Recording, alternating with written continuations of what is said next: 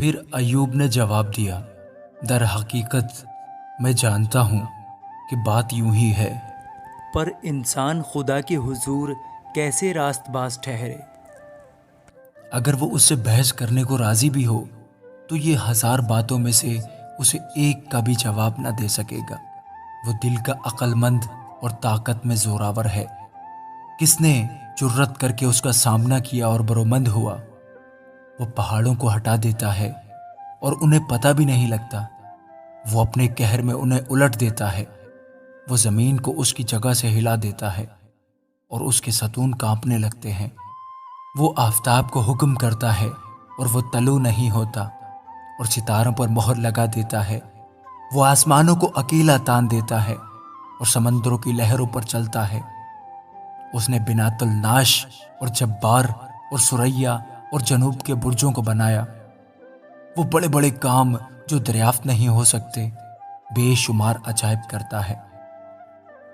دیکھو، وہ میرے پاس سے گزرتا ہے پر مجھے دکھائی نہیں دیتا۔ وہ آگے بھی بڑھ جاتا ہے پر میں اسے نہیں دیکھتا۔ دیکھو، وہ شکار پکڑتا ہے، اسے کون روک سکتا ہے؟ کون اس سے کہے گا کہ تو کیا کرتا ہے؟ خدا اپنے غضب کو نہیں ہٹائے گا، رہب کے مددگار اس کے نیچے جھک جاتے ہیں۔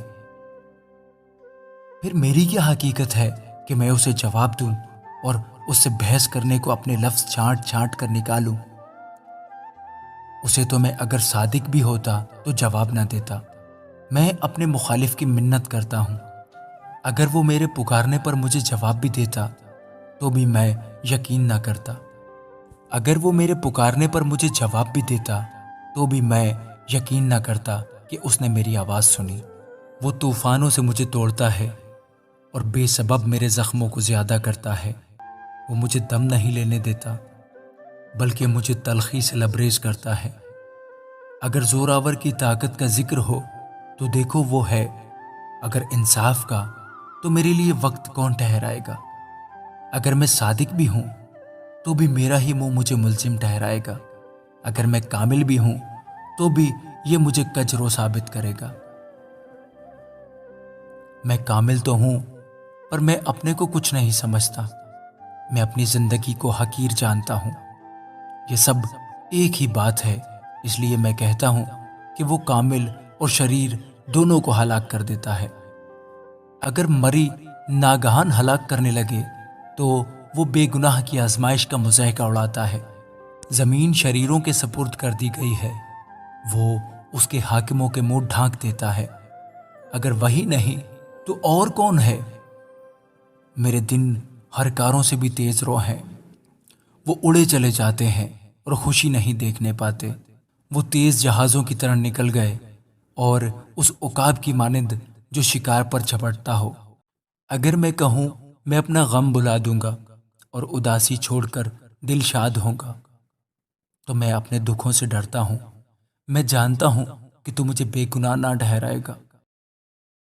میں تو ملزم ٹھہروں گا۔ پھر میں عبث زحمت کیوں اٹھاؤں؟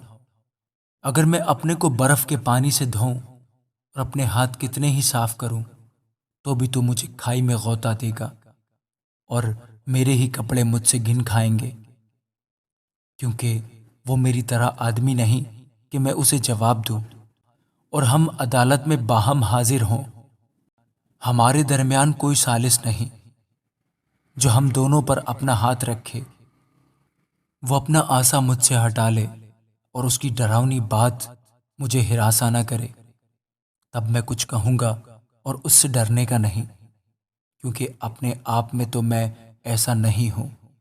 آمین۔